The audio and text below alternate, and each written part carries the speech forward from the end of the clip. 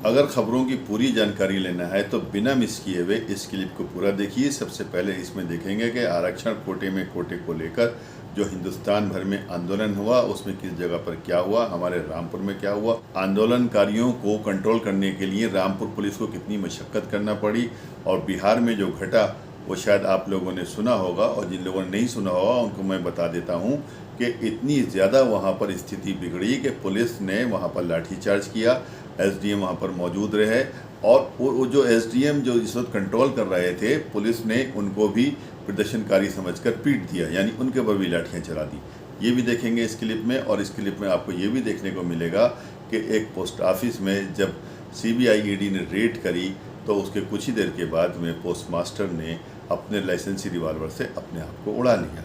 आपको ये भी जानकारी दूंगा कि अरशद अली खां गुड्डू जो कांग्रेस के नेता करके मशहूर थे, लेकिन सभी लोगों से उनके अच्छे संबंध थे, चाहे वो किसी पार्टी का हो, किसी धर्म का हो, किसी जाति का हो। उनका निधन हुआ, क्या कारण थे उसके पीछे। मैं आरिफ खान एक बार फिर क्राइम एक्सपोजर न्यूज़ रूम से आपके सामने नए मुद्दों और ताज़ा खबरों के साथ। कुछ दिनों पहले सुप्रीम कोर्ट द्वारा आरक्षण कोटे को लेकर जो आदेश दिए गए थे, जो फैसला आया था, उसके अगेंस्ट में, उसके खिलाफ तमाम हिंदुस्तान में 21 अगस्त को धरना प्रदर्शन और आंदोलन हुए थे। और ये आंदोलन इतने ज़बरदस्त और उग्र थे कि बाकायदा प्रशासन ने, पुलिस प्रशासन ने तैयारियां की थी, सड़कों पर बैरिकेडिंग की थी और कानून व्यवस्था संभालने के लिए किसी भी स्थिति से निपटने के लिए तैयार थे। रामपुर में भी हमारे यहाँ बहुत पुलिस को मेहनत करना पड़ी इन सब लोगों से निपटने के लिए। लेकिन बिहार क्षेत्र में एक ऐसी घटना घटी, बिहार के पटना में एक ऐसी घटना घटी कि आंदोलनकारियों को कंट्रोल करने के लिए तमाम पुलिस प्रशासन तो सड़कों पर उतरा ही हुआ था और हल्का फुल्का जो कहते हैं बल प्रयोग कर रहा था, लाठियाँ चला रहा था। लेकिन उसी बीच में जो एसडीएम साहब थे वो भी अपने स्तर से कोशिश कर रहे थे उन सबको हटाने के लिए। तब पुलिस वाले ने उनको एक आम आदमी समझकर या प्रदर्शनकारी समझकर उनके पर ही लाठियाँ चला दी। ये देखिए वीडियो, इस तरह से उन्होंने भी लाठियाँ खाई। लेकिन बहरहाल जो कुछ हुआ वो तो आप सुनेंगे उनकी ज़बानी के उन्होंने क्या कुछ कहा। लेकिन स्थिति को वहाँ पे कंट्रोल कर लिया गया था और उसके बाद में जो प्रदर्शनकारी थे उनको गिरफ्तार भी किया गया था। यानी ये प्रदर्शन इस तरह से होते हैं कि अब उन प्रदर्शनों का उग्र रूप होता है कि उनकी गिरफ्तारी करना मजबूरी हो जाती है। प्रदर्शन पहले भी हुआ करते थे, किसी बात को अपनी सरकार के सामने रखना या सरकार के कानों तक पहुंचाने का मतलब ये कभी नहीं होता है कि ऐसा उग्र प्रदर्शन कीजिए कि जिससे कानून व्यवस्था चौपट हो जाए।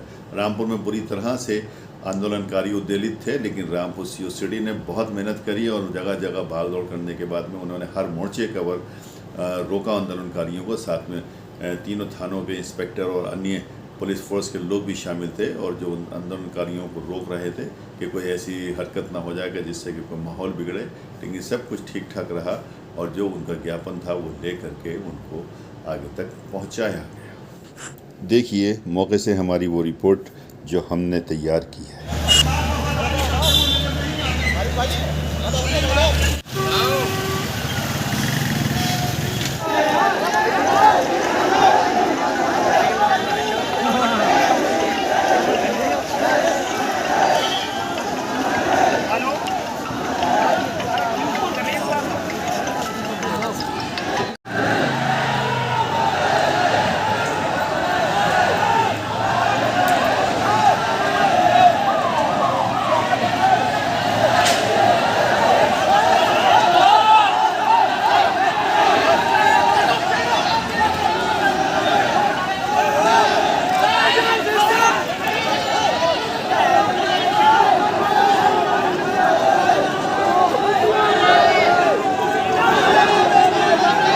बुलंदशहर पोस्ट ऑफिस में जब सीबीआई ने छापा मारा और ये कार्रवाई कई घंटे तक चली, तो उसके बाद पोस्ट ऑफिस सुपरिटेंडेंट ने अपने श्लोक कुमार जो हैं उन्होंने अपने ही रिवॉल्वर से अपने आप को उड़ा लिया।